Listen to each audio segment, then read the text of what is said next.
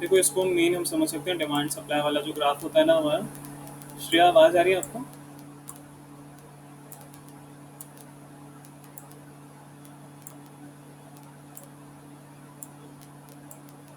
Supply, demand. एक second.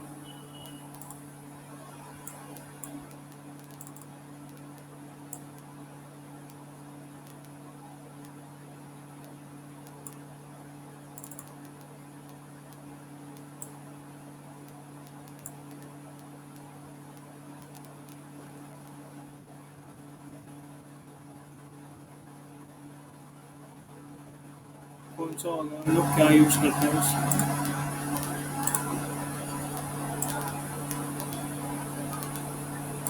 इधर मैं बोल रहा हूँ प्राइस होता है यहाँ पर, प्राइस की जगह आज हम बोलते हैं यहाँ है वैल्यू। ठीक है। तो डिमांड और उससे ये वैल्यू आ गई करेंसी, मतलब किसी भी चीज़ की, एंड ये क्वांटिटी आ गई। हम क्वांटिटी की बात करते हैं एक्स एक्सिस पे हमेशा। ये ज़ीरो हो गया। सबको पता है ये वाला ग्राफ? सब लोग पढ़ के आए हुए हैं। तो होता क्या है, किसी भी करेंसी की क्या वैल्यू है ना, वो उसका ना एक डिमांड और सप्लाई, डिमांड से बनाने में, हाँ, डिमांड और सप्लाई के चार्ट पे भी डिपेंड करता है। जैसे कि आप लोगों को ग्लोबलाइजेशन, प्राइवेटाइजेशन सबने पढ़ा है। उसमें क्या हुआ था कि ना, बहुत ज़्यादा वो हो गया था।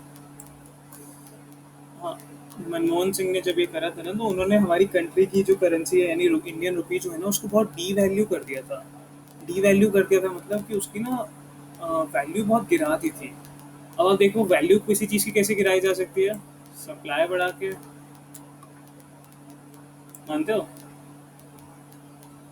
अगर मैं सप्लाई बढ़ा दूंगा तो वैल्यू गिर जाएगी ना, प्राइस गिर जाएगा। श्रेय, आपको समझ आ रहा है? मुझे एक्चुअली नहीं पता कि ग्लोबलाइजेशन के टाइम पे सच में सप्लाई बढ़ाई गई थी या क्या किया गया था, बस मुझे इतना पता है कि डी वैल्यू करी गई थी करेंसी। तो फॉर एग्जांपल, इंडिया की जैसे हम कहते हैं ना डॉलर, मैं लिख के दिखाता हूँ, एक सेकंड, ऐसे नहीं आएगा सबको ये चार्ट तो समझ आना कि कैसे हम सप्लाई बढ़ा के किसी करेंसी की वैल्यू गिरा सकते हैं, या हम लोग डिमांड कम करके गिरा सकते हैं। नॉर्मल डिमांड सप्लाई करते हैं। नहीं, फॉर एग्जांपल आप डिमांड ना, अभी मैं आपको समझाता हूँ, एक सेकंड रुको। आज ये टॉपिक काफ़ी अच्छा है, मुझे पता है मैक्रो इकोनॉमिक्स जब भी हम करते हैं तो ये डिस्कशन होती है। हम लोगों ने भी अपने टीचर से करे थे। एक सेकंड रुको ना।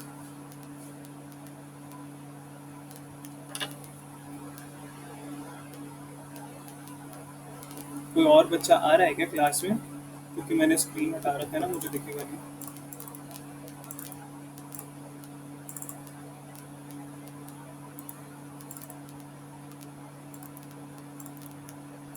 होता क्या है कि जो आप कह रहे हो ना कि डिमांड पे हमारा कंट्रोल नहीं है, मैं मानता हूँ कि हमारे डिमांड पे कंट्रोल नहीं है।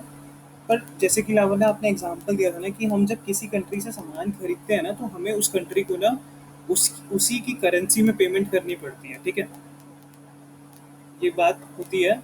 जैसे अभी वर्ल्ड लेवल पे जो ट्रेड होता है वो डॉलर में कर दिया जाता है, मतलब वर्ल्ड की सारी कंट्रीज अपनी करेंसी की वैल्यू डॉलर की टर्म्स में निकालती है। जैसे इंडिया के लिए आज एक डॉलर का मतलब है इंडिया के 72 से लेके 73 रुपीज़ के बीच की वैल्यू। ठीक है। ये डेली ऊपर नीचे होती है, डेली भी क्या है, ये हर घंटे हर मिनट्स में ऊपर नीचे होती है, जैसे शेयर मार्केट होती है हमारी ऊपर नीचे, वैसे क्यों होती है ये बताता हूँ मैं आप लोगों को। एक सेकंड बस, ये खुल जाए, थोड़ा सा मेरा लैपटॉप स्लो चल रहा है आज।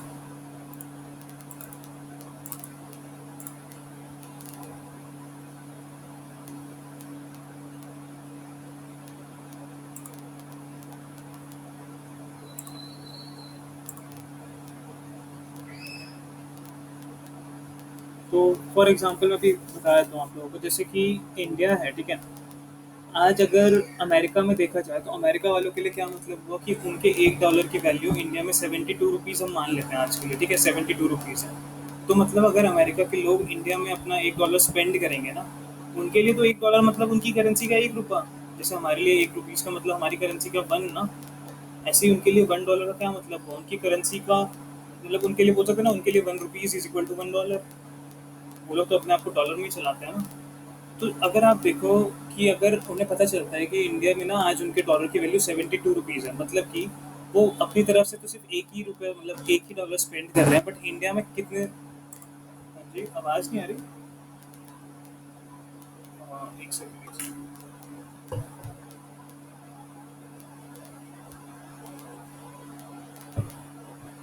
अब सही है आवाज़?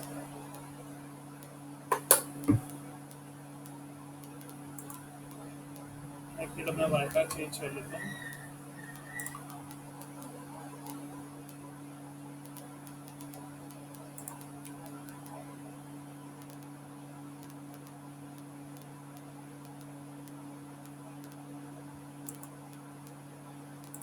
अब ठीक है आवाज़?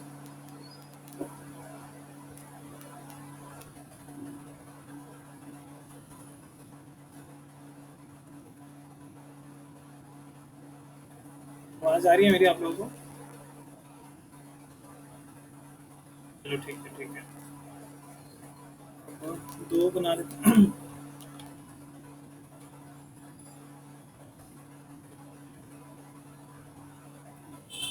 अमेरिका की, जैसे हम बोलते हैं, एक सेकंड, अमेरिका वालों के लिए 1 यूनिट, 1 यूनिट का क्या मतलब हुआ? 1 डॉलर। एंड इंडिया की 1 यूनिट ऑफ करेंसी की बात कर रहा हूँ मैं यहाँ, ठीक है। इंडिया की 1 यूनिट मतलब 1 रुपी, ठीक है। तो आज की तारीख में 1 डॉलर इज इक्वल टू 72, मान के चल रहा हूँ मैं अभी एग्जाम्पल के लिए, 72 रुपीज़ है। एंड अगर ये रेट गिर के 1 डॉलर इज इक्वल टू कितनी हो जाता है? रुपीज़ की स्पेलिंग गलत दिख रहा है मेरे को, ठीक है। मानते हो आप कि अमेरिका वालों की जो 1 यूनिट है आज कितने के बराबर है इंडिया में? 72। मतलब जब वो अपना 1 डॉलर स्पेंड करेंगे, when they will spend their 1 dollar, they can buy goods worth rupees 72 in India. मानते हो आप लोग कि आज अगर अमेरिका वाले 1 डॉलर अपना स्पेंड करेंगे तो वो इंडिया में तो 72 रुपीज़ के सामान खरीद सकते हैं। और अगर वो, जब ये डॉलर की वैल्यू ये होगी तो कितना रुपए का सामान खरीद सकते हैं वो? 80 का। ठीक है, अब तक सबको क्लियर हो रही है चीज़?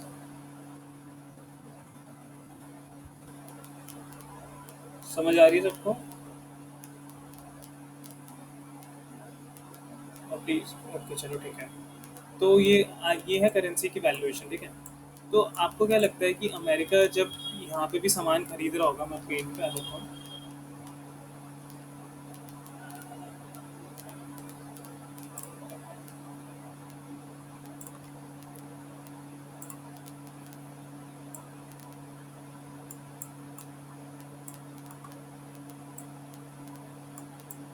ठीक है। ये जो है ना डिमांड एंड सप्लाई, ये किसकी डिमांड सप्लाई है? INR। INR मतलब इंडियन नेशनल रुपी बोलते हैं इसे, इंडिया की करेंसी का, ठीक है। ये चार्ट बता रहा है हमें इंडिया की करेंसी का। तो फॉर एग्जांपल जब आज डॉलर इज इक्वल टू 72 है, ठीक है।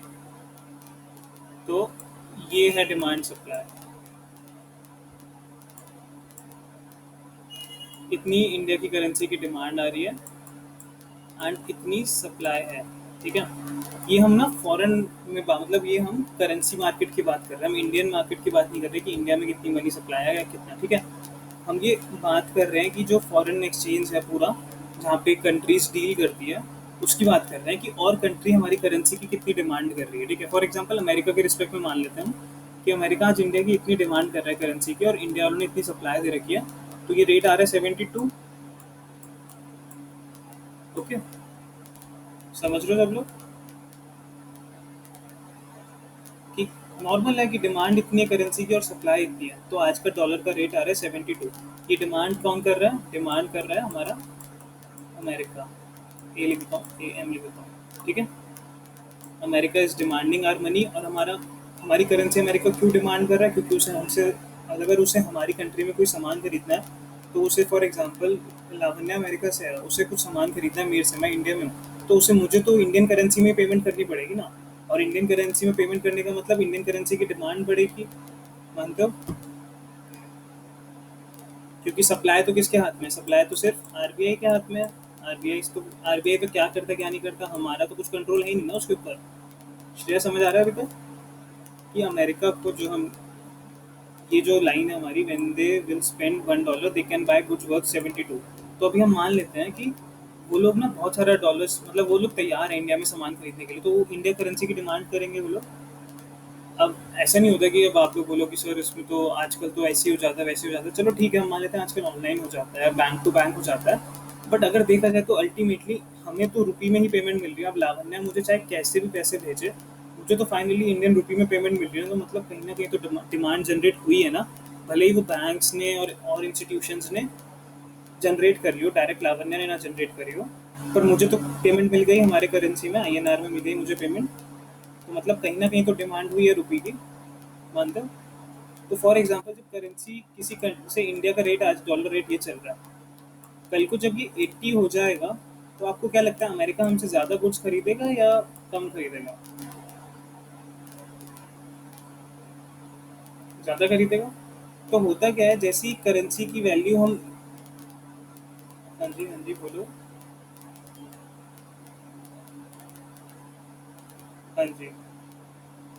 ये 72 से 80 कैसे होगा मैं बताता हूँ। देखो आप लोग ना इसको अमेरिका के रिस्पेक्ट में चेक करो, जब इंडिया वाले ना सप्लाई बढ़ा देते हैं अपनी करेंसी की, इसको बोलते हैं डी वैल्यूएशन ऑफ करेंसी। ठीक है, डी वैल्यूएशन ऑफ करेंसी हम आगे पढ़ने वाले हैं। इसका क्या मतलब है, अब देखो मैं बताता हूँ।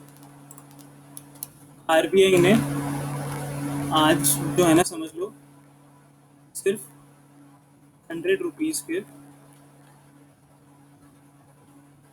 100 नोट्स सर्कुलेशन में डाल रखे हैं, 100 नोट्स सर्कुलेशन।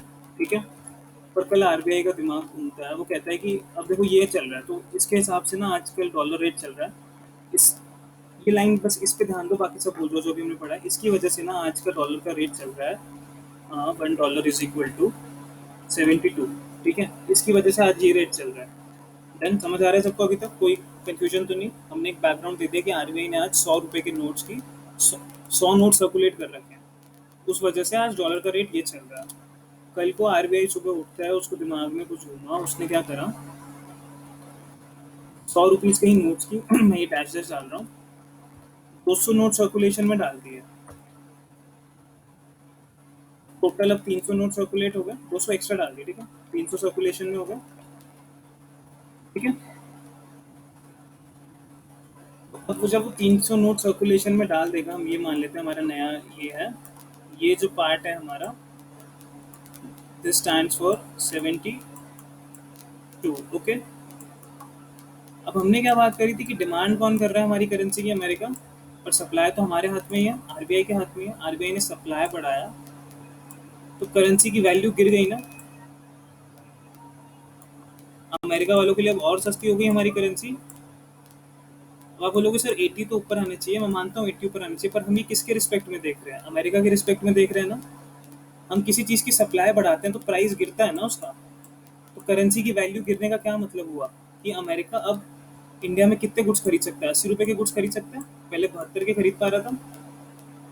अमेरिका तो अपना एक ही खर्च रहा है ना। देखा जाए तो डॉलर की वैल्यू बढ़ गई, मान सकते हैं हम। आज अब डॉलर 80 रुपये में ट्रेड हो रहा होगा इंडिया का, मतलब $1 में वो 80 रुपये का सामान खरीद सकता है। ये लाइन मैंने इसलिए लिखी थी यहाँ पे। समझ आ रहा है श्रेया, समझ आ रहा है आपको क्या बोल रहा हूँ मैं? ठीक है, तो होता क्या, अब आरबीआई ने सप्लाई बढ़ा दी तो डॉलर का रेट ये आ गया। अब आप खुद देखो, जब आरबीआई ऐसे सप्लाई बढ़ा देगा और जब डॉलर का रेट बढ़ जाएगा इंडियंस के लिए, तो अमेरिका के लिए तो इंडिया करेंसी बहुत सस्ती होगी ना। अमेरिका क्या करेगा, अब इंडिया से सामान खरीदना शुरू करेगा। America will start purchasing things from India. एक मिनट, हाँ हाँ हाँ, ऑन लार्ज स्केल। अब अमेरिका जब सामान खरीदेगा तो उससे क्या होगा, डिमांड बढ़ाएगा वो, मानते हो? तो जैसे फॉर एग्जांपल पहले इतनी डिमांड बढ़ेगी, क्योंकि ऐसे तो नहीं होगा ना कि एकदम से सारा सामान खरीदने लग जाए, धीरे धीरे करके खरीदेगा। तो इतना वैल्यू हो गई, फॉर एग्जांपल 75 हो गई, यहाँ पे ये 75 हो गया। फिर थोड़ी सी और बड़ी डिमांड, धीरे धीरे करके ना वो क्रॉस कर जाएगी इसको। धीरे धीरे क्या होगा कि इस डॉलर की वैल्यू ना गिरने लग जाएगी। 70 हो गई। एक चीज़ आपको बताता हूँ, डॉलर की वैल्यू गिरना इज गिरना इज इक्वल टू रुपी की वैल्यू बढ़ना। डॉलर की वैल्यू किसके लिए गिरती है? हम इंडियंस के लिए। तो अगर इंडियंस कभी आपके घर में आजकल कोई बोल देना कि डॉलर की वैल्यू गिर गई, तो उसका मतलब अमेरिका के लिए क्या हो गया? अमेरिका में कि रुपए की वैल्यू उनके लिए बढ़ गई है। अब वो इंडिया में कितना सामान खरीद पाएंगे? फॉर एग्जाम्पल आज की कंडीशन ये है, हम बोलेंगे ना डॉलर गिर गया, डॉलर गिर गया। देखा जाए तो इंडिया के हिसाब से डॉलर गिर गया, पर अमेरिका के लिए अब डॉलर महंगा हो गया ना, अब वो 72 का सामान खरीद पाएंगे, पहले वो 80 का खरीद पा रहे थे। समझ आ रहा है हम कैसे दोनों कंट्रीज की रिस्पेक्ट में बात कर रहे हैं? इंडियंस बोलेंगे डॉलर की वैल्यू गिर गई, ठीक है। इंडियंस क्या बोलते हैं? डॉलर की वैल्यू गिर गई। उसका क्या मतलब हुआ कि रुपये की वैल्यू बढ़ गई अमेरिका में। समझ पा रहे हो? थोड़ा टाइम लगेगा ये चीज़ समझने में। थोड़ा थोड़ा समझ आ रहा है कुछ? हाँ जी, हाँ जी, बोलो। हाँ जी।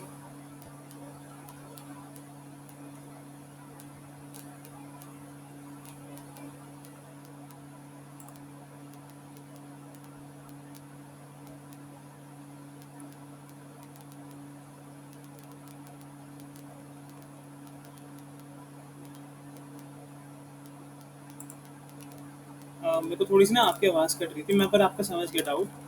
फॉर एग्जाम्पल आप ये देखो, मैं ना ऐसे रेट्स लिखता हूँ।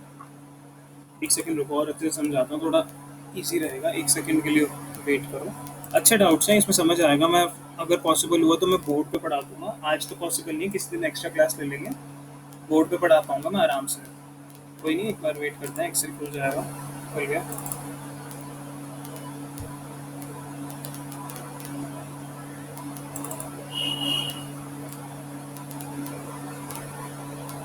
दिख रहा है सब कुछ स्क्रीन?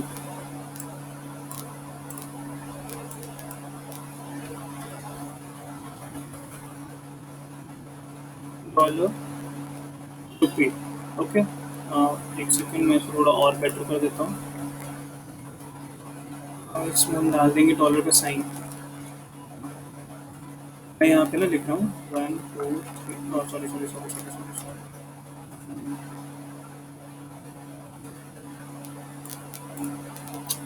अरे यार ये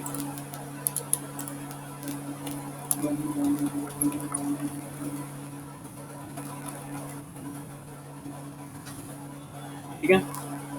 रुपी रुपी के टर्म्स में लिखता हूँ। पहले 82 था, 80 हो गया, 75 हो गया, 90 हो गया, 50 हो गया, 75 72, कुछ भी लिख रहा हूँ मैं नंबर्स, ठीक है। मैं यहाँ मान लेता हूँ 60 हो गया, 89 हो गया, ठीक है। समझ आ रहा है? एक डॉलर की वैल्यू रुपीज़ में कितना है, मैं ये लिखना चाह रहा हूँ यहाँ पे। मैं इसको और बेटर कर देता हूँ आप लोगों के लिए। करेंसी फॉर्मेट ही डाल देता हूँ। चलो छोड़ो, मुझे करेंसी चेंज करनी पड़ेगा। समझ आ रहा है अभी तक मैंने क्या लिखना चाहा है यहाँ पे? एक डॉलर की वैल्यू कभी 82 है, अरे सॉरी सेम पहले 82 है, फिर 80 है, फिर 75 है ये, ठीक है। अब मैं यहाँ पे ना एक्सप्लेनेशन देता हूँ कि ये क्या होता है। Explanation, हम अपना ये डिफ़ॉल्ट केस मान के चलते हैं कि ये वाला एक नॉर्मल केस है हमारा, ठीक है। इसका तो कुछ एक्सप्लेनेशन नहीं है। इसका क्या मतलब कि अमेरिका, अमेरिका के लिए मैं अब शॉर्ट फॉर्म ना यूएसए लिख रहा हूँ। USA and purchase goods value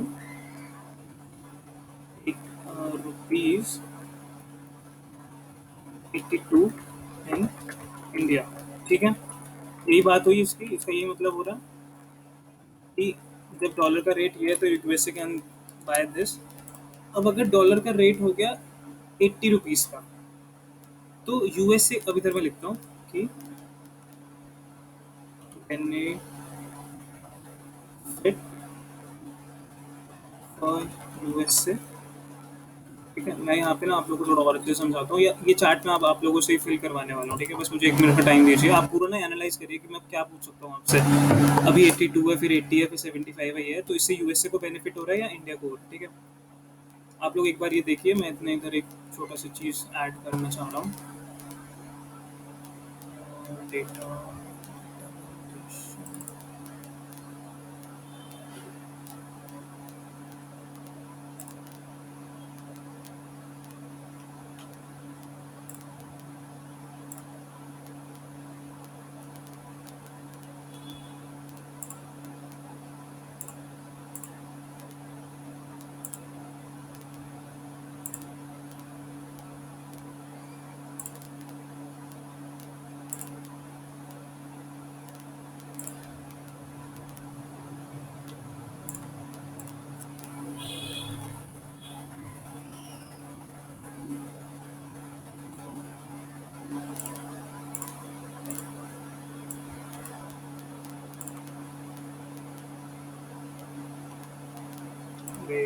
एक सेकंड ना प्लीज़, एक सेकंड का टाइम दीजिए मुझे।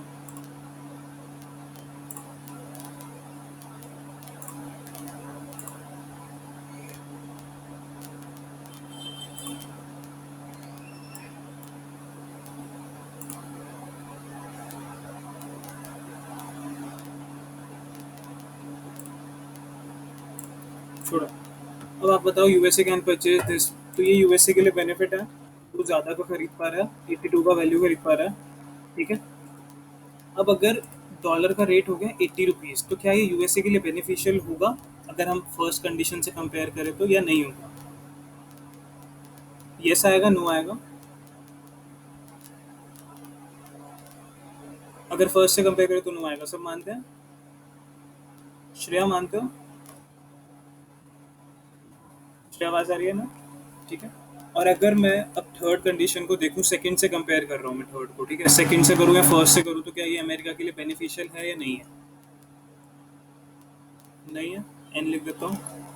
अब 90 वाली ये जो आ गया, ये कंडीशन क्या अमेरिका के लिए बेनिफिशियल है? है। ये वाली कंडीशन, ये वाली अगर पुराने से कंपेयर करूँ, और अगर ये वाली कंडीशन में अगर इससे कंपेयर करूँ तो, समझ आया कि कैसे अगर रुपी की मतलब अगर $1 की वैल्यू जितने ज़्यादा रुपीज़ होगी उतना ही ज़्यादा अमेरिका को बेनिफिट है। क्यों? क्योंकि उनको तो ₹1 ही खर्च करना पड़ रहा है। फर्स्ट केस में वो ₹82 का सामान खरीद सकते हैं, फिर ₹80 का खरीद सकते हैं, फिर 75 का खरीद सकते हैं, फिर 90 का, फिर ये। समझ आया कि इस चार्ट का क्या मतलब हुआ कि हाउ मच कैन, लिख के दिखाता हूँ, how much can $1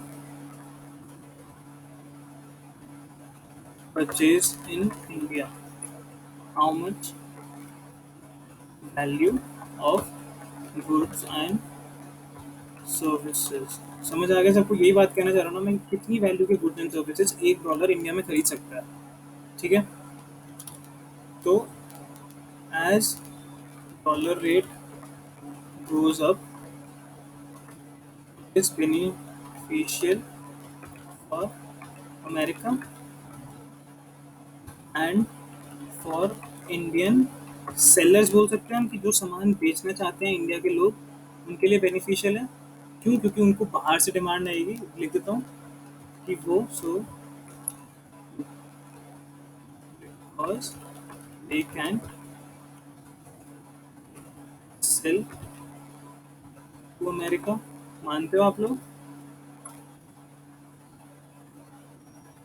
Indian seller की बात समझ आ गई? अगर मैं फॉर एग्जांपल, मेरी एक दुकान, मेरा एक बिजनेस है, अभी तक मैं सिर्फ इंडिया में ही सामान बेचता हूँ, पर कल को क्या हुआ, डॉलर का रेट बहुत ज़्यादा बढ़ गया, तो अमेरिका वालों को ना इंडिया में सामान खरीदना सस्ता पड़ गया, तो क्या पता अमेरिका भी मेरे से सामान खरीदने लग जाए, तो मेरी तो सेल डबल हो जाएगी ना।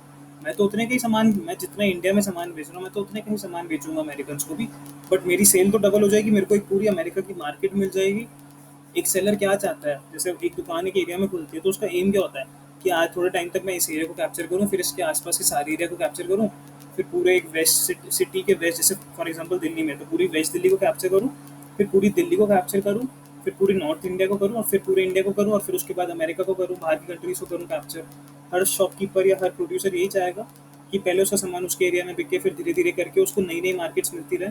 तो इंडिया के सेलर्स भी यही चाहेंगे ना कि अब उनको क्या, उनके लिए तो बेनिफिशियल है कि वो अमेरिका को सामान बेच सकते हैं। कब बेच सकते हैं? जब डॉलर का रेट बढ़ रहा है। मानते हो क्यों? क्योंकि अमेरिका के लोग खरीदेंगे इंडिया में आराम से सामान। एंड जब रेट डॉलर रेट फॉल, तो नेगेटिव हो जाएगा ये दोनों के लिए। इन दोनों के लिए यानी अमेरिकन के लिए, इधर लिखा हूँ, beneficial for American buyers and for Indian sellers. ठीक है, ये पॉइंट मैं हाईलाइट कर रहा हूँ, इसको याद रखना। अगर नोटबुक लेके बैठे तो प्लीज़ इसे लिख लो। ये पॉइंट सबको क्लियर है अभी तक? इसको अभी भूल जाओ, डॉलर रेट फॉल होगा तो क्या होगा। तो जैसे ही डॉलर रेट गिरेगा ना, तो ये बेनिफिशियल हो जाएगा किसके लिए? American sellers and Indian buyers. मानते हो कि जब डॉलर का रेट गिर गया, तो अब अमेरिका में जो सामान बेचने वाले लोग हैं वो क्या सोचेंगे कि यार हाँ, अब डॉलर क्योंकि सस्ता हो गया इंडियंस के लिए, तो इंडियंस हमसे भी सामान खरीद लेंगे। ज़रूरी थोड़ा ना कि इंडिया वाले ही बाहर सामान बेचना चाहते हो, अमेरिका भी तो अपना सामान बेचना चाहता है बाहर, तो अपनी कंट्री के बाहर। और इंडिया वाले ज़रूरी थोड़ा ना यहीं पे खरीदो। हमारे भी बहुत सारे रिलेटिव्स होते हैं जो बोलते रहते हैं हम यहाँ से सामान लाए, हमने वहाँ से खरीदा, ये तो इम्पोर्टेड है, ये है वो है। तो समझ आ रहा है? जैसे डॉलर रेट गिरेगा, तो यानी इंडियंस, फॉर एग्जांपल जब ये रेट था, ये देखो यहाँ पे दिख रहा है ना, ये 72 वाला, इंडिया वालों को ना अमेरिका में कुछ भी सामान खरीदने के लिए $1 के बदले 72 रुपीज़ देने पड़ते थे। तो फॉर एग्जांपल अगर इंडिया वाले $100 का सामान खरीद रहे हैं, तो उन्हें कितना पैसा देना पड़ रहा है? एज पर 72 वाला रेट 7200 रुपीज़ देने पड़ रहे हैं। श्रेया समझ आ रहा है?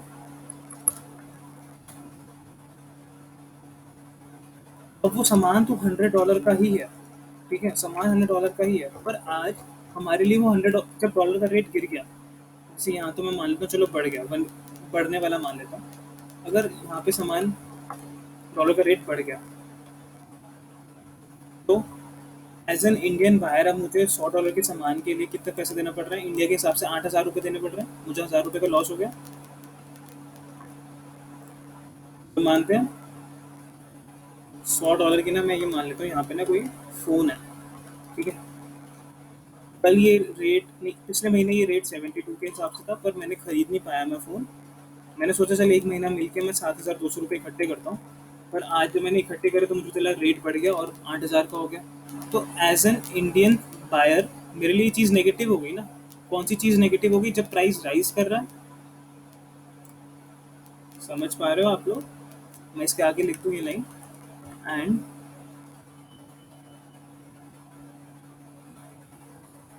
बेनिफिशियल एंड हार्मफुल लिख देता हूँ, harmful for American sellers and Indian buyers. समझ आ गई पूरी लाइन? कि जब डॉलर का रेट बढ़ता है, तो क्या होता है कि इंडियन बायर्स के लिए हार्मफुल हो जाता है।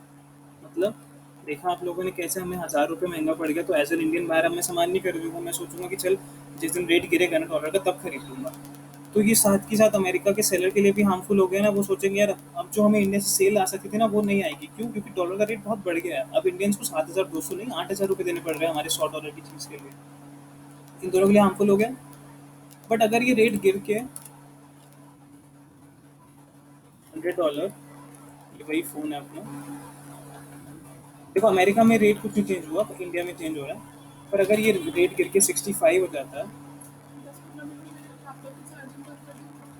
तो अब इंडियंस को कितने रुपए देने पड़ रहे हैं?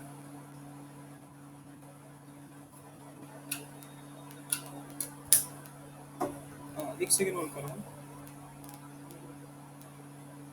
कौन? लावण्य आप बोल रहे थे?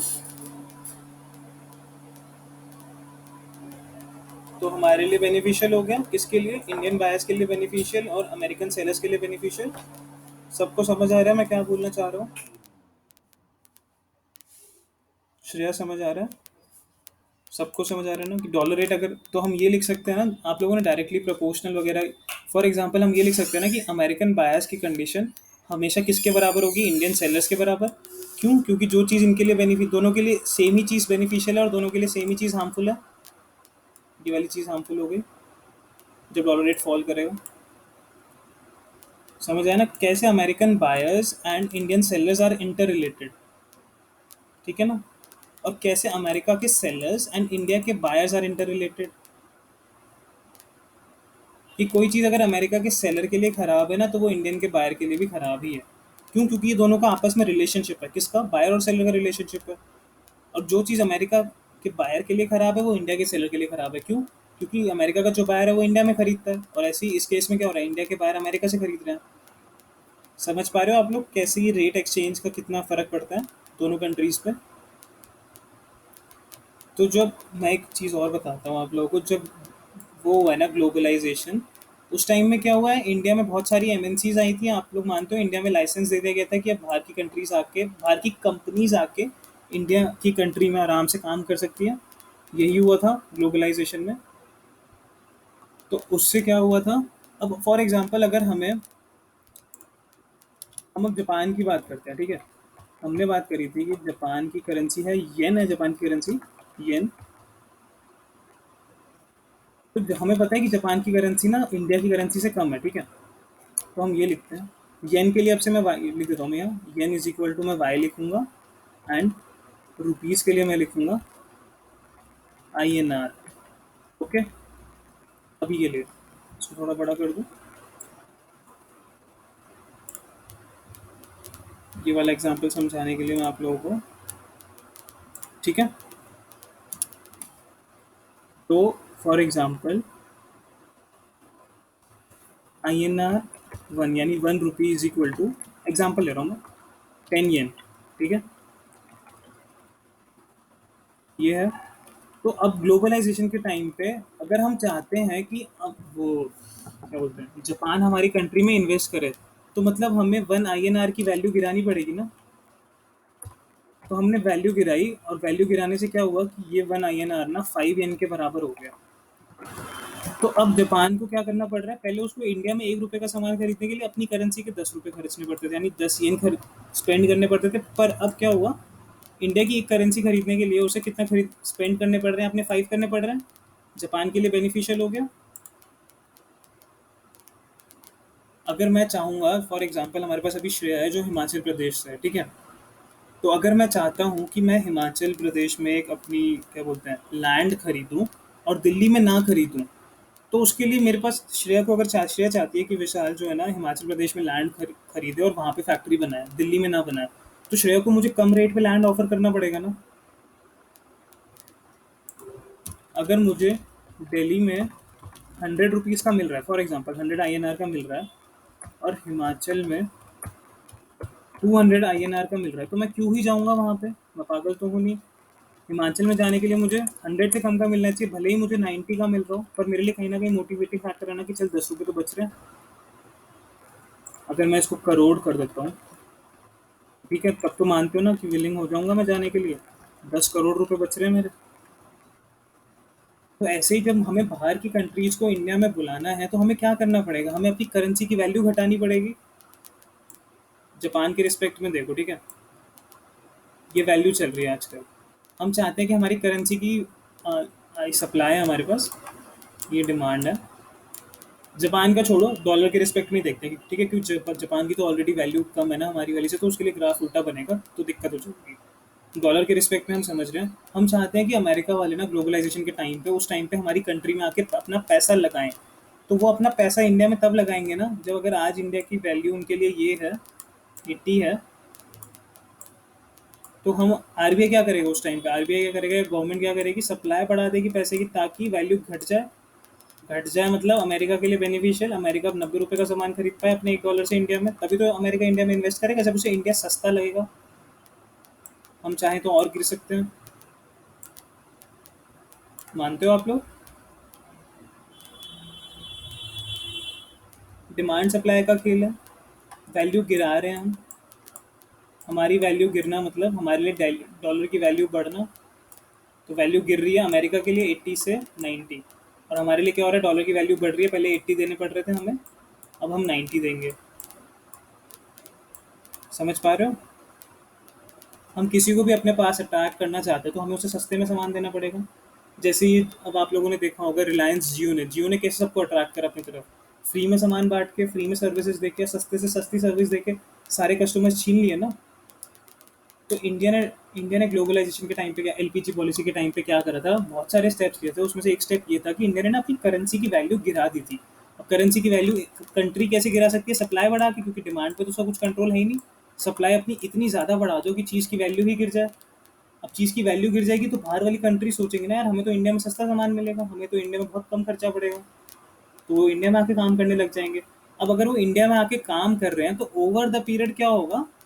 ओवर द पीरियड का मतलब इस सर्कुलर ऐसे बना रहा हूँ। ओवर द पीरियड क्या होगा? धीरे धीरे धीरे धीरे इंडिया में एम्प्लॉयमेंट शुरू हो जाएगी, इंडिया चमकने लग जाएगी। दुबई ने क्या करा आप लोगों को पता है?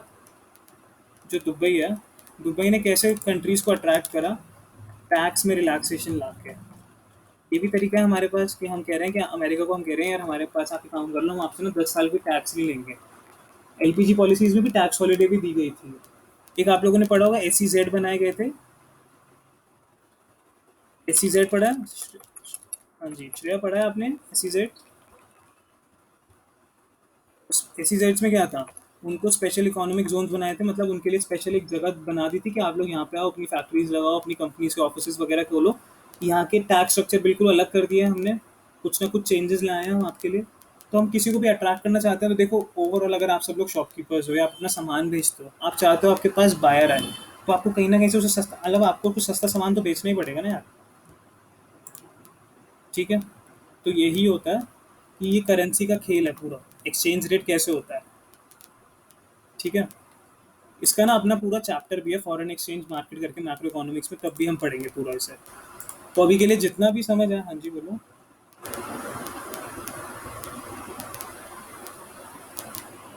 क्या चीज़?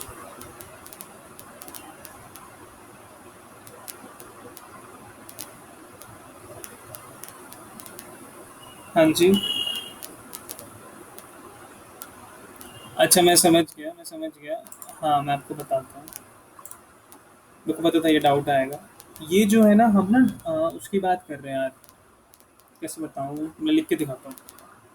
मैं अपना पहले खोलता हूँ वापस।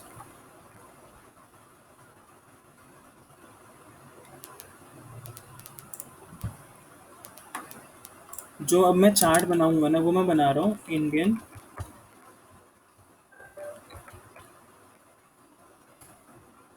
बोलते हैं फॉरेन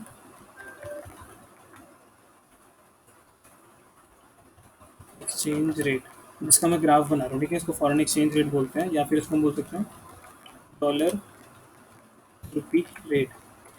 ठीक है? इसको हमें कैसे देखना है कि अगर आई एन आर लिख दूँ, इंडियन रुपी को समझ आ रहा है सबको? मैं आई एन आर का मतलब इंडियन रुपी, इंडियन रुपी अगर फॉल्स, ठीक है, उसका मतलब क्या हुआ? हम कहते हैं कि इंडिया के रुपये की वैल्यू गिर गई। तो यानी $1 अगर 80 था, तो हम लावण्य, अब आप बताना, ठीक है? आपका डाउट था। मैं कह रहा हूँ कि इंडिया की रुपये की वैल्यू गिर गई, तो अब $1 मेरे लिए कितना हो जाना चाहिए? मोर देन 80 या लेस देन 80?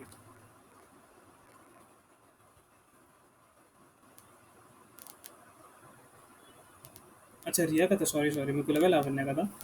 तो रिया आप बताओ।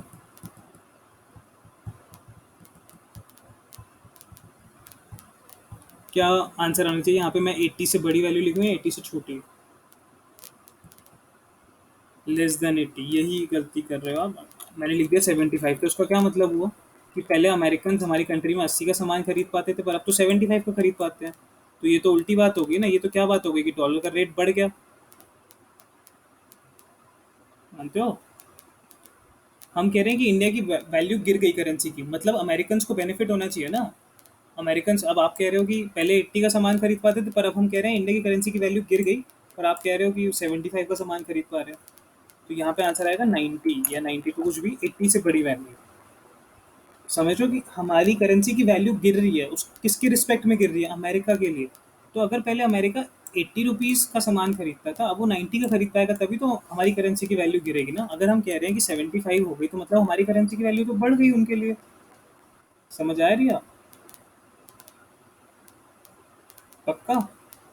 तो जो मैं ये ग्राफ बना रहा हूँ ना, इसका एग्जैक्टली नेम क्या है मेरे को भी अभी कंफ्यूजन हो रही है, क्योंकि मैंने वो चैप्टर अभी देखा नहीं है, पर मैं देख के आपको बता दूंगा। इसको dollar rupee exchange rate graph बोलते हैं। ये हम किसकी डिमांड और सप्लाई देख रहे हैं? इंडियन रुपी की। किसके रिस्पेक्ट में? डॉलर के रिस्पेक्ट में। कि आज $1 अगर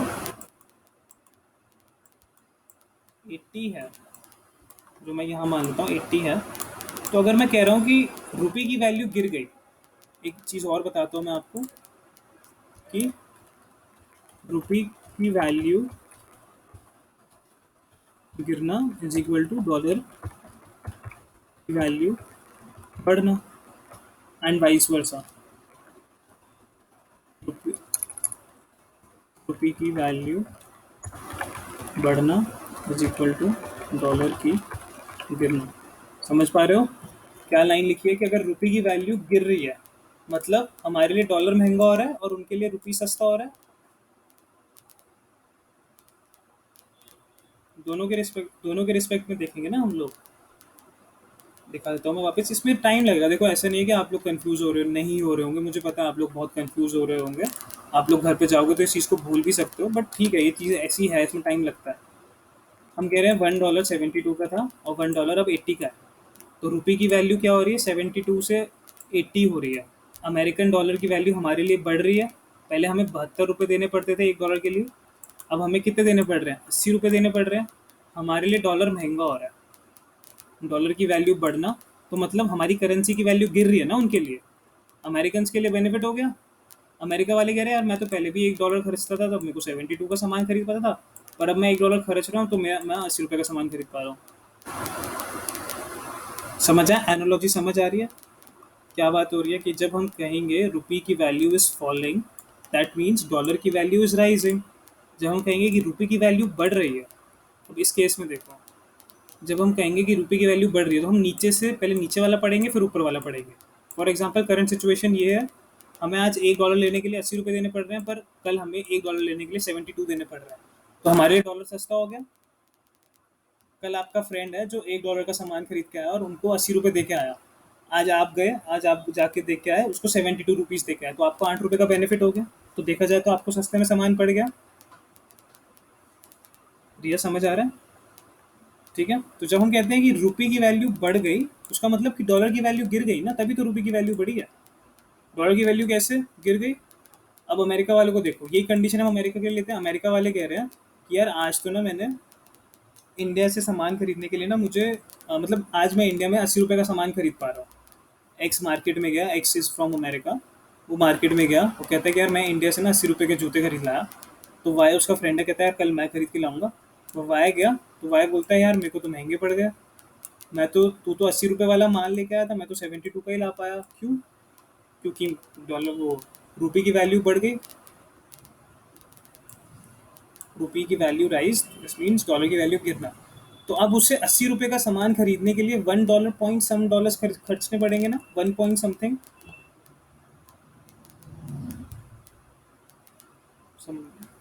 ठीक है, थोड़ा सा कंफ्यूजिंग है यार, मैं मानता हूँ आप लोगों को भी समझ नहीं आ रहा होगा, बट जब हम इसको रीड करेंगे एक्चुअल में, तो अपन लोग आराम से इससे डील कर पाएंगे।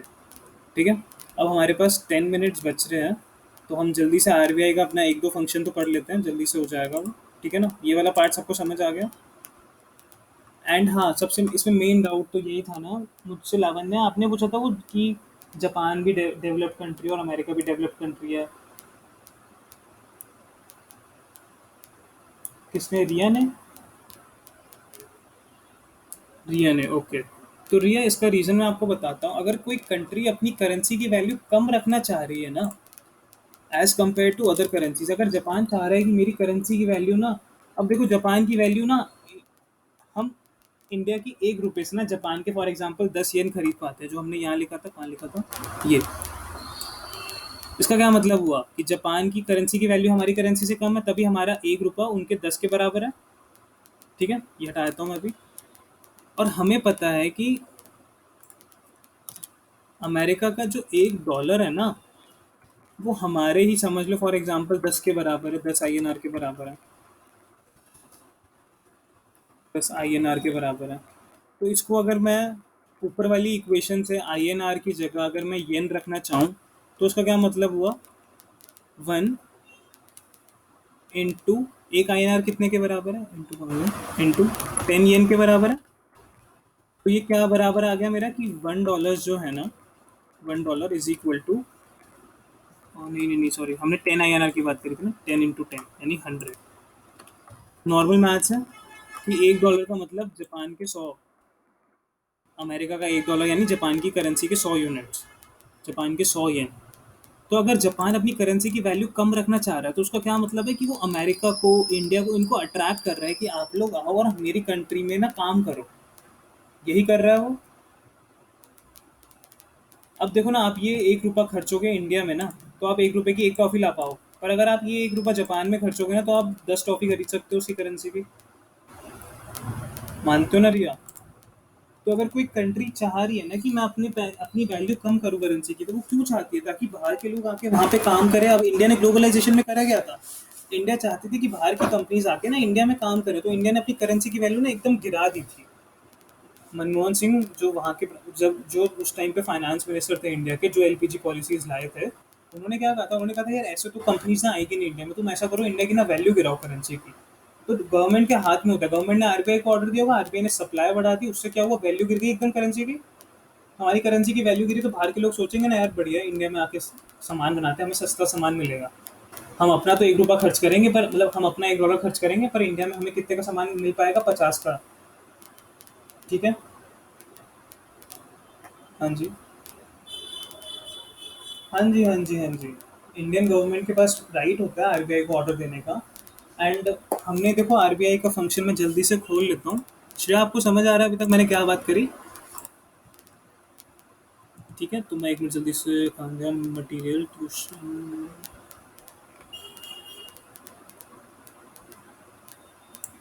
हम आगे आज जो पढ़ने वाले थे ना, उसमें हम यही पढ़ने वाले थे कि कैसे गवर्नमेंट ऑर्डर कर सकती है आरबीआई को। ठीक है।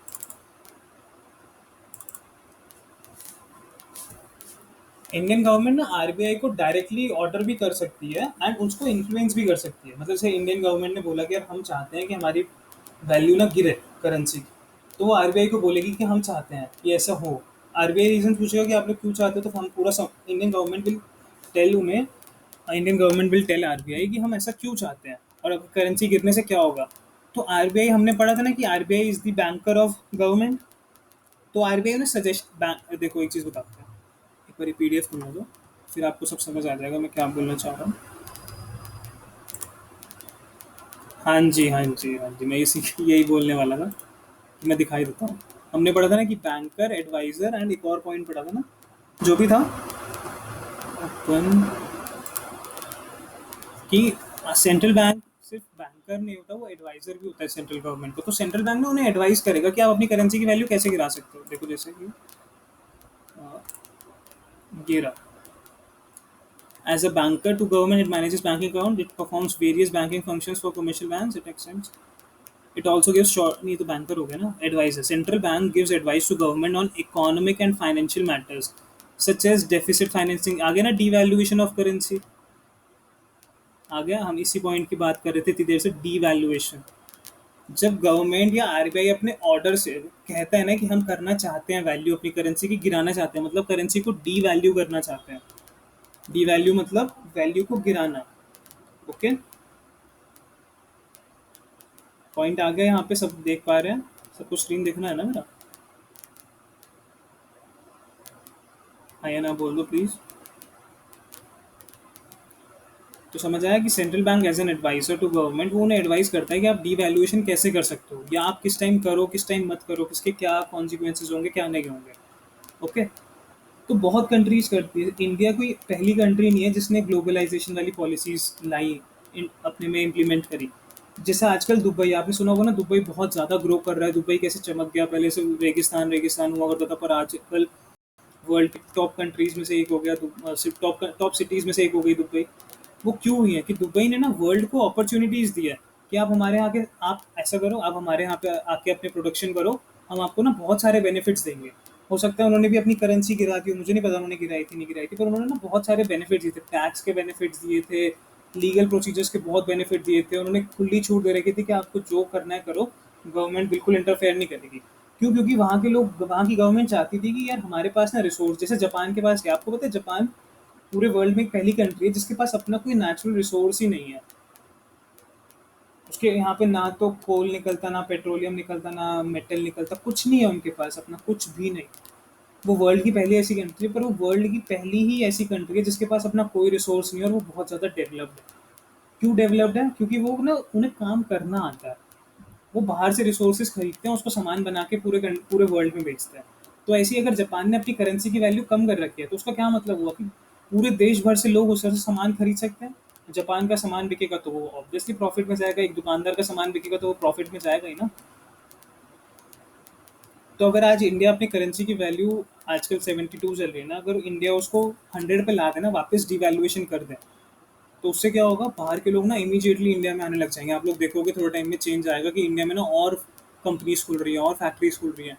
अब जब इंडिया में कंपनीज खुलेंगी, फैक्ट्रीज खुलेंगी, तो ऑब्वियसली इंडियंस को जॉब मिलेगी। और अगर इंडियन को जॉब मिलेगी तो क्या होगा, इंडिया में इनकम जनरेट होगी ना। पूरा ये चेन होता है। कोई कंट्री क्यों चाहेगी कि हमारी करेंसी गिरे? इसलिए ताकि बाहर के लोग आए, जो एस्टैब्लिश कंट्रीज से आएंगे, इंडिया में काम करेंगे। अब वो इंडिया को, अगर वो इंडिया में अपनी फैक्ट्री खड़ा करना चाहते हैं, तो वो बाहर से मजदूर तो नहीं लेके आएंगे ना, मजदूर या लेबर्स तो वो इंडिया से ही हायर करेंगे। तो लेबर्स को काम मिलेगा। अब सीमेंट के कट्टे जो हैं 50-50 किलो के, वो अमेरिका से तो खरीद के लेके नहीं आएंगे ना, इंडिया से खरीदेंगे। इंडियन की सीमेंट इंडस्ट्री को काम मिलेगा। जो सीमेंट बेचते हैं उन शॉपकीपर्स को, उन फैक्ट्रीज को जो सीमेंट बनाती है, उन कंपनीज को बेनिफिट मिलेगा। जब फैक्ट्री खड़ी कर लेंगे, तो उसमें अंदर सारा वायरिंग का काम करवाएंगे, तो इलेक्ट्रीशियंस को काम मिलेगा, प्लम्बिंग का काम, वाटर का सारा काम करवाएंगे, प्लम्बर्स को काम मिलेगा। एंड जब वो इंडिया में इलेक्ट्रिसिटी भी खर्चेंगे, सब कुछ करेंगे, तो देख रहे हो ना, ओवरऑल ठीक है वो अपना पैसा कमा के बाहर की कंट्री में ले जाएंगे।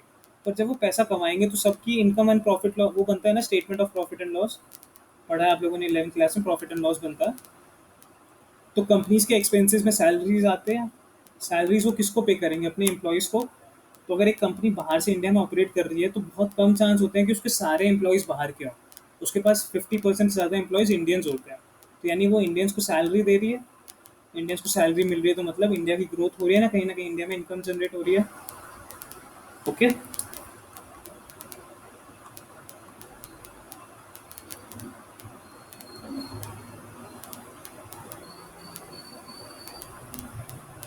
हाँ, मतलब कंट्री के पास पावर होती है। कैसे पावर होती है? कि वो कहते हैं कि यार जब हम चाहते हैं कि हमारी करेंसी डीवैल्यू हो जाए, तो वो क्या करेंगे, अपनी ना करेंसी प्रिंट करना शुरू कर देंगे। अपने सेंट्रल बैंक को कहेंगे, देखो जैसे यहाँ था ना issuer of currency. Issuer of currency का क्या मतलब था? जैसे उस दिन हमने श्रेय को भी समझाया था कि ये सारे पॉइंट्स होते हैं कि वो अपने सेंट्रल बैंक को कहेंगे, यार तुम ना पैसा छापना शुरू करो। पैसा तुम छापोगे ना, तो तुम्हारी सप्लाई बढ़ेगी, सप्लाई बढ़ेगी तो तुम्हारी वैल्यू गिरेगी। ठीक है। पावर है ये तो उनके पास। अब दूसरा क्या होता है, ओवर द टाइम जब बाहर की कंट्रीज इंडिया में काम करना शुरू कर देती है ना, तो वो इंडिया की करेंसी की डिमांड करना शुरू कर देगी। तो धीरे धीरे क्या होगा, तुम्हारी करेंसी की ना वैल्यू धीरे धीरे ऊपर होने लग जाएगी। तो गवर्नमेंट बोलेगी कि यार अगर हमारी करेंसी की वैल्यू फिर से बढ़ रही है ना, तो ये तो हमारे लिए नुकसान हो जाएगा। क्यों? क्योंकि अब बाहर की कंट्रीज और कंट्रीज नहीं आएंगी इंडिया में। चलो यार, आज ना ऐसा करता हूँ, मैं यही टॉपिक पे ही 1-2 मिनट और बात कर लेता हूँ, नया टॉपिक बाद में ही शुरू करेंगे। हल्का हल्का समझना आप लोग। आप लोग सब आराम से समझ सकते हो ये, क्योंकि आप लोग सब 11th में माइक्रो इकोनॉमिक्स अपना पढ़ के आए हो। ठीक है। तो ये देखो, ये मैं वापस ग्राफ बना रहा हूँ। फॉर एग्जांपल, हमने ना अपनी इंडिया वालों ने अपनी करेंसी ना बहुत डीवैल्यू कर रखी है ऑलरेडी। रेट चल रहा है 90 का। ऑलरेडी डीवैल्यूड है, पहले 80 का था, अब 90 का है। मतलब इंडिया में बाहर के लोग आ रहे हैं, पैसा लगाने को तैयार है, इंडिया में खर्चा करने को तैयार है, इंडिया से सामान खरीदने को तैयार है। ओके। तो whenever a foreign country comes into another country, तो उससे हमने बात करी थी ना कि सारी पेमेंट उसी करेंसी में करनी पड़ेगी जिस कंट्री में वो काम कर रही है। तो यानी वो डिमांड करेगी। मानते हो? डिमांड करेंगे हम, किसी किसी गुड की डिमांड बढ़ती है तो मतलब प्राइस बढ़ जाता है। और यहाँ पे प्राइस बढ़ रहा है मतलब उल्टा बढ़ रहा है, यानी 80 हो गई वैल्यू। फिर अमेरिकन के लिए महंगा होना शुरू हो गया। तो इंडियन गवर्नमेंट इस टाइम पे क्या देखेगी, यार हमने तो भलाई के लिए अपनी करेंसी गिराई थी, 90 पे लाए थे हम। पर क्या हो रहा है कि बाहर के लोग काम कर रहे हैं ना हमारी कंट्री में, तो वो डिमांड कर रहे हैं हमारे पैसे की, और हमारे पैसे की वैल्यू बढ़ती जा रही है हमारी करेंसी की। तो वो कहेंगे नहीं, अब अगर 80 हो गया ना, अगर 90 से 80 हो गया, तो बहुत बहुत सारी नई कंपनीज जो आना चाहती हैं वो रुक जाएंगी कि अब यार ये तो फिर पुराना रेट हो गया। हमें तो फिर महंगा पड़ रहा है, क्यों जाएं इंडिया। तो इस टाइम पे गवर्नमेंट क्या करेगी, फिर सप्लाई बढ़ा देगी। यहाँ पे ले आए सप्लाई, अब यहाँ पे वैल्यू हो गई समझ लो 100, ये धीरे धीरे बढ़ के फिर इधर आ गई 80 पे, फॉर एग्जांपल 100 से फिर 80 पे आ गई। तो ये लोग क्या करेंगे, इनके पास क्या हथियार है, सप्लाई फिर बढ़ा दो, फिर बढ़ा दो, फिर बढ़ा दो, बढ़ाते जाओ, क्या दिक्कत है। समझ रहे हो आप लोग, ठीक है ना। तो अब देखो ना, आपके पास जिसके पास पावर है वो, इंडियन गवर्नमेंट के पास क्या पावर है, हम अपनी करेंसी गिरा सकते हैं कैसे, सप्लाई हमारी हाथ में, हमारे हाथ में, हमारे हाथ में, पूरी सप्लाई हमारे हाथ में। अब जैसे आप लोग देखो 12th के बोर्ड्स एग्जाम्स कैंसिल कर दिए, तो वो क्यों कैंसिल हो गए, क्यों, क्योंकि उसका सारा एक्सेस सीबीएसई के हाथ में था। गवर्नमेंट ने सीबीएसई को बोला भाई कैंसिल कर दे, सीबीएसई ने कैंसिल कर दिया। क्यों, क्योंकि देखा जाए तो समझ लो ना कि सप्लाई यानी एक पावर सीबीएसई के अपने हाथ में थी ना, उसने अपना डिसीजन ले लिया। मानते हो कि जिसके पास पावर होती है ना वो बहुत सारे डिसीजंस ले सकता है।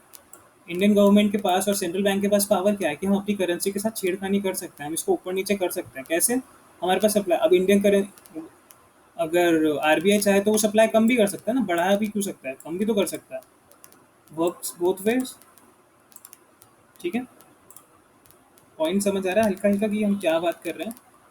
देखो ये जो है ना, ये जो पॉइंट है यहाँ पे क्लियर हो जाएगा आपका कि custodian of nations foreign exchange reserves. तो अब देखो जैसे बाहर की कंट्री, यार मैं पेंट बार बार क्लोज करूँगा, एक लास्ट पॉइंट बता रहा हूँ फिर आप लोगों की छुट्टी। पेंट, हमने क्या पॉइंट पढ़ा था, फंक्शंस ऑफ सेंट्रल बैंक की, वो कस्टोडियन है किसका, फॉरेन एक्सचेंज रिजर्व का, एक कंट्री का। तो जब हम यहाँ पे थे, ये हमारा डिमांड सप्लाई, हम मान के चल रहे हैं कि ओहो, ये वाली लाइन है ऊपर वाली, ठीक है। हम मान के चल रहे हैं कि ऑलरेडी वैल्यू इंडिया की गिरी हुई 90 रुपये पे है, बट धीरे धीरे अमेरिका डिमांड कर रहा है। तो जब अमेरिका डिमांड करेगा, किसकी डिमांड कर रहा है, इंडियन करेंसी की।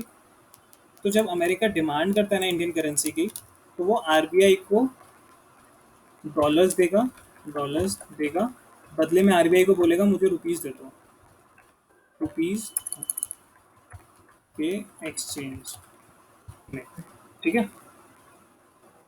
आरबीआई क्या कह रहा है कि भाई तू मेरे से बात करना, मेरे पास तो पैसा मैं ही छापता हूँ इंडिया का, तो पैसा तो सारा मेरे पास रखा हुआ है, तू मुझे डॉलर्स दे, मैं तुझे रुपीस दे दूंगा उसके बदले में, ठीक है।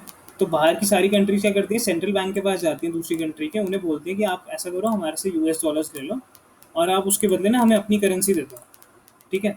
तो आगे ना, अब आरबीआई के पास क्या डॉलर आ गया बहुत सारे, ऐसे ही आरबीआई के पास डॉलर के साथ साथ कौन कौन सी करेंसी आ गई होगी, हो सकता है येन आ गई हो सकता है यूरो आ गई हो, पाउंड आ गई हो। क्यों, क्योंकि यूरो और ये सब येन, यानी जापान अगर इंडिया में कुछ सामान खरीदना चाहता है, उसे इंडियंस को रुपी में पेमेंट करनी पड़ेगी, तो वो आरबीआई को येन दे देगा, उसके बदले रुपी ले लेगा। कैसे ले लेगा, जो आज रुपी और येन का एक्सचेंज रेट चल रहा होगा उसके बदले ले लेगा। ऐसे ही यूरो जहाँ पे भी यूरोप में चलता है, वो लोग रुपीज़ के बदले क्या देंगे, आरबीआई को कहेंगे यार आप हमसे हमारी करेंसी ले लो। तो अब आरबीआई के पास ये भी आ गई, ये चार तरीके, देखो हमने कितनी करेंसी की बात करी, 1 2 3 4, डॉलर, येन, यूरो, पाउंड। तो आरबीआई के पास तो ऐसी करेंसीज इकट्ठी होती रहती है ना। तो इसीलिए हम कहते हैं कि central bank is the custodian of nations foreign exchange reserves. The central bank maintains foreign exchange reserves. Foreign, जो दूसरी कंट्री की करेंसीज होती है ना उसको हम फॉरेन एक्सचेंज बोलते हैं, ठीक है। येन भी हमारे लिए फॉरेन एक्सचेंज है, यूरो भी, पाउंड भी एंड डॉलर्स भी। फॉरेन एक्सचेंज क्यों, क्योंकि कल को अगर हम इंडियंस को अमेरिका में सामान खरीदना हो तो हमें भी तो डॉलर्स चाहिए। तो हमारे पास दो ऑप्शन होंगे कि या तो हम अपने आरबीआई को बोल दें कि यार ये लो हमसे रुपीस, हमें डॉलर दे दो, हमें बाहर जाना है, ऐसे लोग करते हैं, ठीक है। या फिर वो अमेरिका के सेंट्रल बैंक से डायरेक्टली बात कर लें कि यार ये लो हमें दे दो। ये सारी ट्रांजैक्शन जो होती है ना करेंसी चेंज कराने की, इसकी ना एयरपोर्ट पे भी फैसिलिटीज होती है। क्योंकि अमेरिका से एक बंदा लैंड हुआ दिल्ली में, वो एयरपोर्ट पे सबसे पहले होगा, तो वो एयरपोर्ट पे भी अपनी करेंसी एक्सचेंज करवा सकता है। वहाँ पे भी ना छोटे छोटे कुछ काउंटर्स होते हैं। समझ आया कैसे कि आरबीआई के पास या किसी भी सेंट्रल बैंक के पास अलग अलग करेंसी आती है, इसलिए हम उसे बोलते हैं कि वो रखवाला है किसका, नेशन की फॉरेन एक्सचेंज का। फॉरेन एक्सचेंज का मतलब कि फॉरेन करेंसीज का। पॉइंट समझ आ गया। हाँ जी, बोलो बोलो।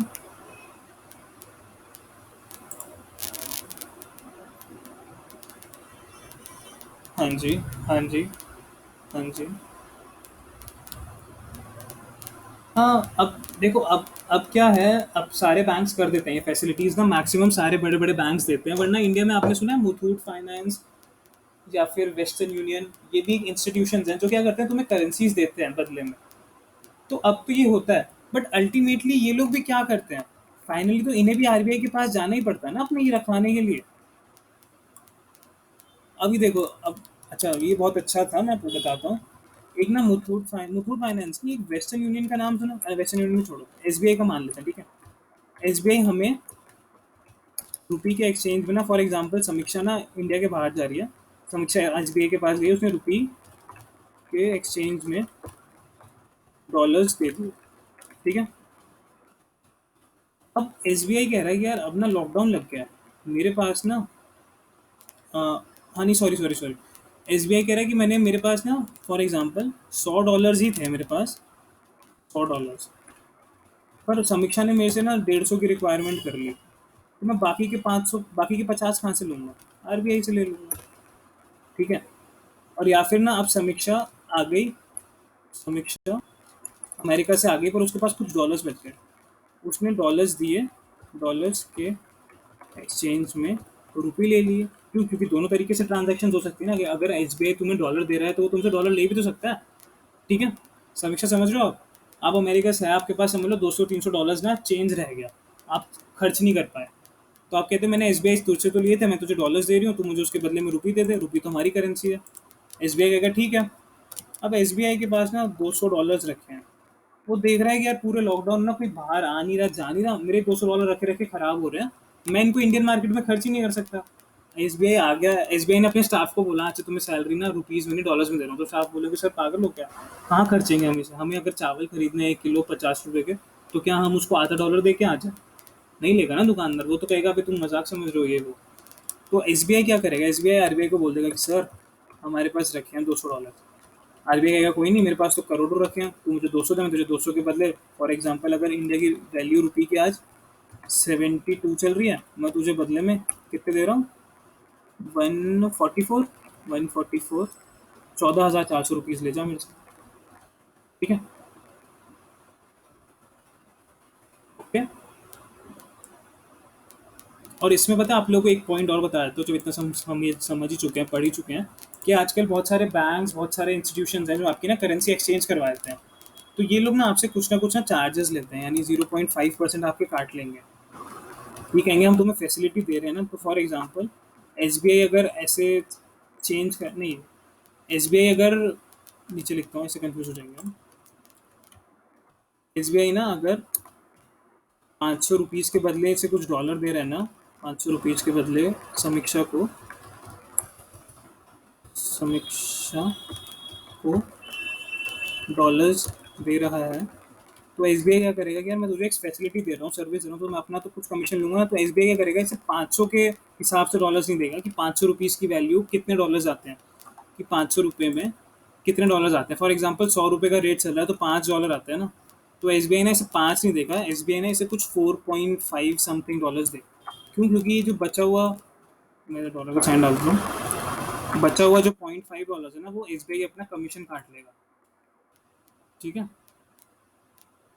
एसबीआई आप देखा जाए तो इसे कितने के, एसबीआई ने इसे 450 रुपये के डॉलर्स दिए ना, हम मान के चल रहे हैं कि जो हमारा रेट है ना, मैं लिख देता हूँ एक बार क्लैरिटी, $1 = 100 रुपीज़, ठीक है। देखो समीक्षा मैं क्या कह रहा हूँ कि आज का रेट ये चल रहा है, आपने एसबीआई को दिए 500 रुपीज़ कि मेरे को $5 दे, पर एसबीआई आपको 4.5 दे रहा है, 450 की वैल्यू की दे रहा है, मतलब कि एसबीआई ने अपनी 50 रुपये की फीस काट ली। और क्यों ना काटे, वो आपको एक सर्विस दे रहा है, आपकी करेंसी एक्सचेंज करके दे रहा है, तो वो अपना कमीशन तो लेगा ही ना।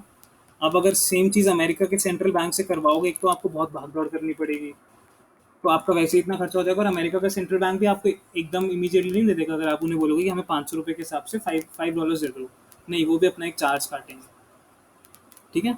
ये एक परसेंटेज होती है, पता नहीं कितना परसेंट होता है सबका। हाँ जी, बोलो बोलो क्या। हाँ, पेनल्टी नहीं, ये एक फीस चार्ज कर रहा है, पेनल्टी नहीं है, पेनल्टी नहीं है, ये एक फीस है, किसकी की फीस है, कि मैं आपको एक सर्विस दे रहा हूँ। फॉर एग्जांपल आप अपनी गाड़ी साफ करवाते हो, तो आप पैसे देते हो ना, क्यों? क्योंकि उसने आपको एक सर्विस दिया, तो आप उसे पैसे दे रहे हो, तो ये उसकी फीस है। जैसे हमने 11th के फर्स्ट चैप्टर में पढ़ा था ना, बिजनेस प्रोफेशन एंड एम्प्लॉयमेंट का डिफरेंस, कि प्रोफेशंस जो होते हैं वो हमेशा फीस चार्ज करते हैं। हाँ जी, बोलो बोलो, आगे पूछो, कुछ पूछना। हाँ जी।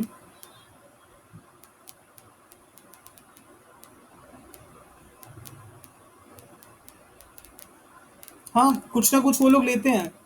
आरबीआई भी लेगा उससे फीस। और एसबीआई जो आपसे 50 ले रहा है ना, तो हो सकता है इसमें जो 30 रुपए हो ना वो आरबीआई के ही हो, प्लस 20 रुपए एसबीआई के खुद के हो।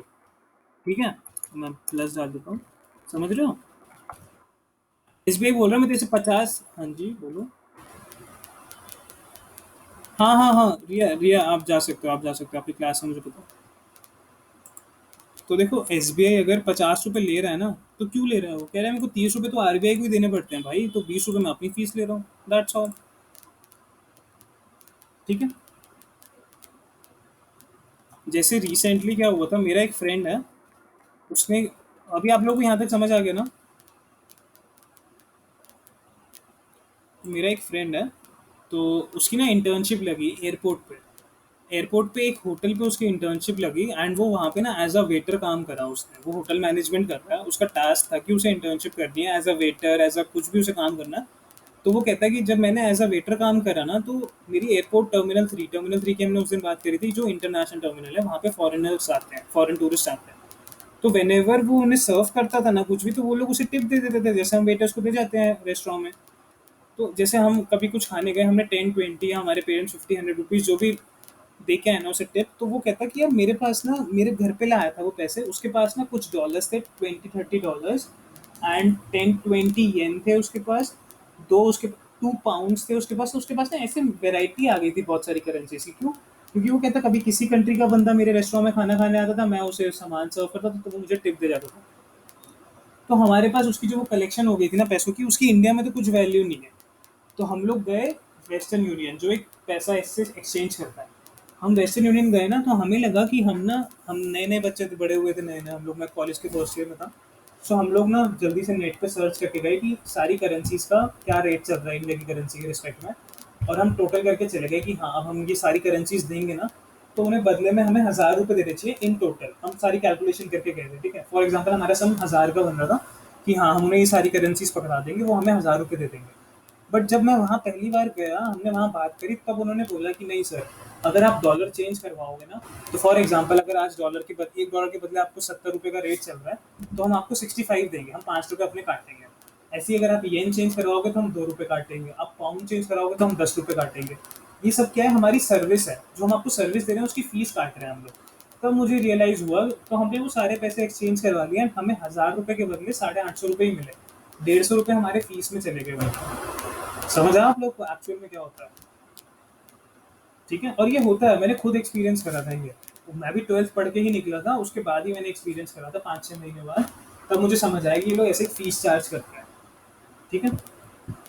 और हम उसके बाद H D F C bank भी गए थे, H D F C bank में भी हमने बात करी। तो दे सेड कि सर हम आपको ना 850 की जगह 870 रुपीज़ देते हैं इनका इन टोटल। मतलब हम थोड़ी कम फीस काटते हैं। जैसे यहाँ पे हम बात कर रहे थे ना कि 20 रुपये एस अपनी फीस काट रहा है, तो हो सकता है एच डी एफ सी 20 रुपये अपनी अपनी 20 की जगह 10 रुपये लेता हो, 10 रुपये का तुम्हें डिस्काउंट मिल जाएगा। तो सब लोग अपनी अलग अलग फीस काटते हैं।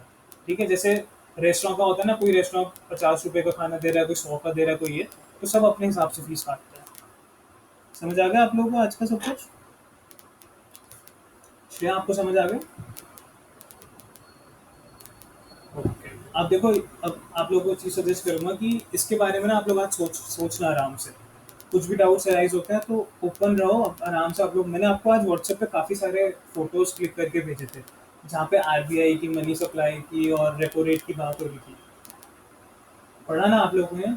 तो ये सब चीज़ें ऐसी नहीं कि बहुत दुनिया के बाहर की चीज़ें हैं, ये एक्चुअल चीज़ है, आज की 3 घंटे पहले की न्यूज़ थी जो मैंने आपको भेजी थी। ठीक है। तो आज का मेरा प्लान था कि, हाँ जी बोलो। मुझे हाईलाइट करो जल्दी से वो मैसेज, मैं बताता हूँ। और जिसको क्लास लीव करनी है वो लीव भी कर सकता है, जिसको समझना है वो रुक जाओ। हाईलाइट करो जल्दी से मैसेज, कौन सा दे रहे हो आप? हाँ जी हाँ जी, आप कर दीजिए लीव।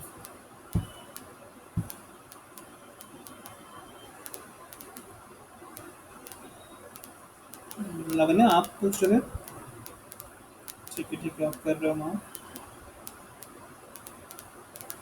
सो ये rate cuts have not yet translated into credit growth as the appetite for economic expansion in India is rising। हाँ जी। अब देखो हमने उस दिन क्या बात करी थी कि अगर हम रेपो रेट कौन कौन है अभी क्लास में मेरे साथ? लावण्या एंड समीक्षा।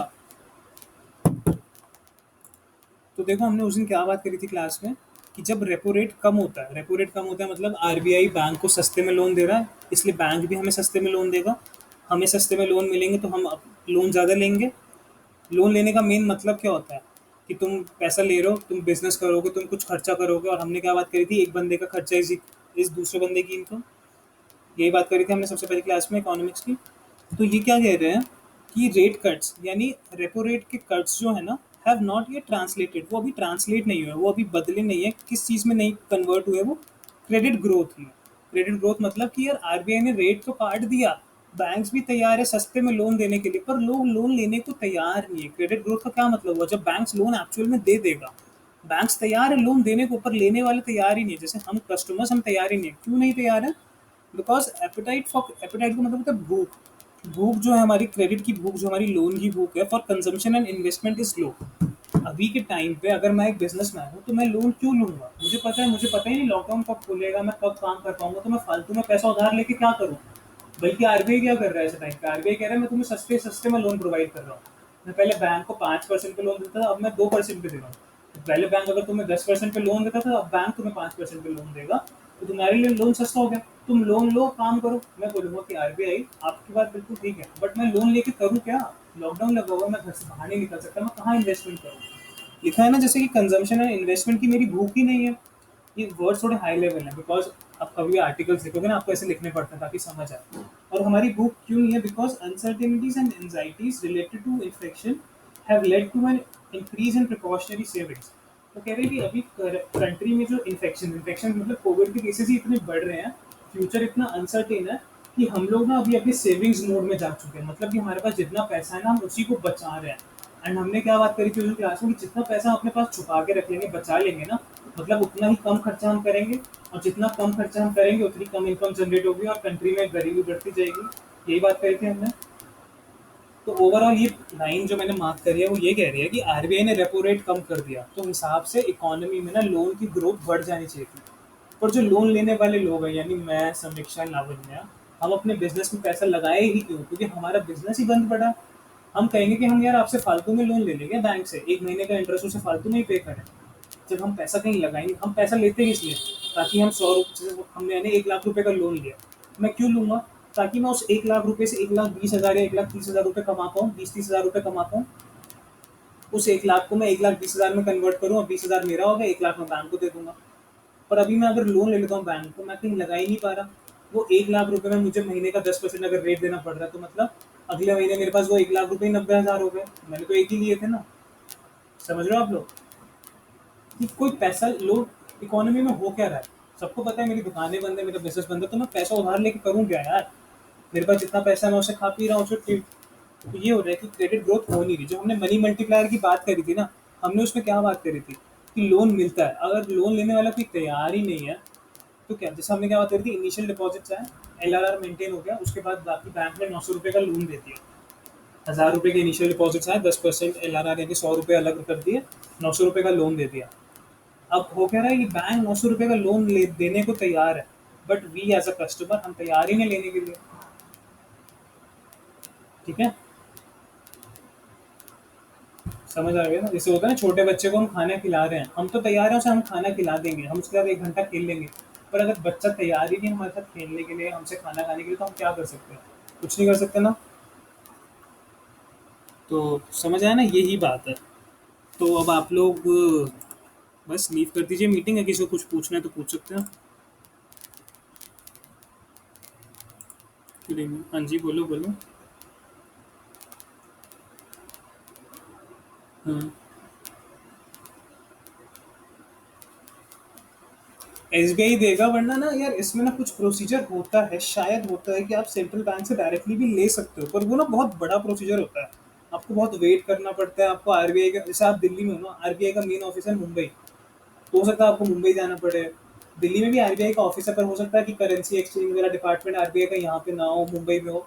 तो इसलिए लोग प्रेफर क्या कहते हैं, लोग कहते हैं यार इतना भाग दौड़ करेंगे, और आपको पता ही है गवर्नमेंट इंस्टीट्यूशन की क्या हालत होती है, एक बार में काम होता ही नहीं है। तो उससे बेटर आप क्या चाहोगे कि यार मैं अपने बैंक से चलना, भले ही मेरे 5 रुपए एक्स्ट्रा काट लेगा वो। यार आप खुद सोचो, अगर आप अमेरिका जा रहे हो तो पहली बात तो आपकी अच्छी खासी फाइनेंशियल कंडीशन होगी, तभी तो आप वहाँ जा रहे हो ना।